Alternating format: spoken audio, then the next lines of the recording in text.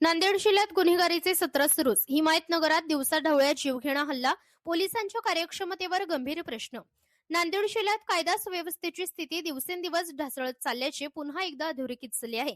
अवघ्या 70 तासात 5 निर्घृण हत्याकांड घडल्याने जिल्हा हादरलेला असतानाच हिमायतनगर तालुक्यात भर आठवडी बाजारात धारदार शस्त्रांनी झालेल्या जीवघेणा हल्ल्याने नागरिकांच्या सुरक्षेचा प्रश्न अधिकच गंभीर बनलाय.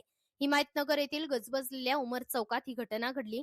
किरकोळ वादातून सुरू झालेला वाद काही क्षणातच उग्र बनला आणि 2 गट आमने-सामने आले. यावेळी तलवारी व चाकू यांसारख्या घातक शस्त्रांचा सर्रास वापर करत एकमेकांवर हल्ला करण्यात आला. विशेष म्हणजे शेकडो नागरिकांच्या उपस्थितीत हा प्रकार घडत असताना पोलीस यंत्रणा घटनास्थळी अनुपस्थित असल्याचे दिसून आले.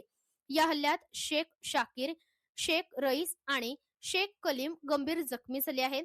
शेख रईस व शेख कलीम यांची प्रकृती चिंताजनक असून त्यांना नांदेड येथील विष्णुपुरी ग्रामीण रुग्णालयात हलवण्यात आले आहे.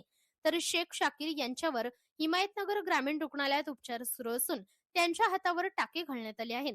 या प्रकरणात वार्ड क्रमांक 15 चे काँग्रेस उमेदवार व नगरसेवक शेख इलियास यांच्यासह शेख अफरोज, शेख फिरोज, शेख इम्रान, शेख इजाज, शेख जावेद आणि शेख मेहमूद तहाई यांचा सहभाग असल्याची प्राथमिक माहिती समोर येत आहे. हा हल्ला राजकीय वैमनस्यातून झाल्याची चर्चा परिसरात रंगली आहे. एकीकडे गुटखा, मटका आणि जुगार यांसारख्या गुन्ह्यांवर कारवाई करण्यात पोलीस प्रशासन व्यस्त असल्याची चित्र दाखवली जात असताना दुसरीकडे जिल्ह्यात उघड्यावर हत्याकांड व जीवघेणे हल्ले घडत आहेत. यामुळे पोलीस यंत्रणेच्या प्राधान्यक्रमावरच प्रश्नचिन्ह उपस्थित होत आहे. डीआयजी शहाजी उमाप यांच्या मार्गदर्शनाखाली व एसपी अविनाश कुमार यांच्या नेतृत्वाखाली नांदेड पोलीस प्रशासनाला वाढत्या गंभीर गुन्ह्यांवर नियंत्रण ठेवण्यात अपयश येत असल्याची भावना नागरिकांमध्ये वळवत आहे. 70 तासात 5 हत्या आणि त्यानंतर लगेचच हिमायतनगरातील हा हल्ला ही केवळ घटना नसून प्रशासनाच्या ढिलाईचे निदर्शक असल्याचे मत व्यक्त होत आहे.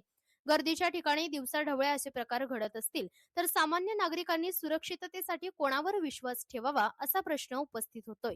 पोलिसांची उपस्थिती केवळ कागदोपत्री राहिली असून प्रत्यक्षात गुन्हेगारांना मोकळे रान मिळाल्याची भावना सर्वत्र पसरली आहे. या घटनेनंतर नागरिकांनी तात्काळ आरोपींना अटक करून कठोर कारवाई करण्याची मागणी केली आहे. तसेच जिल्ह्यातील वाढत्या गुन्हेगारीवर नियंत्रण ठेवण्यासाठी ठोस उपाययोजना न केल्यास जनतेकडून तीव्र आंदोलन उभारण्यात येईल असा इशाराही देण्यात आला आहे. महाराष्ट्र लोक न्यूज चॅनल निर्भीड, निष्पक्ष आणि जनतेच्या आवाजासाठी कटिबद्ध.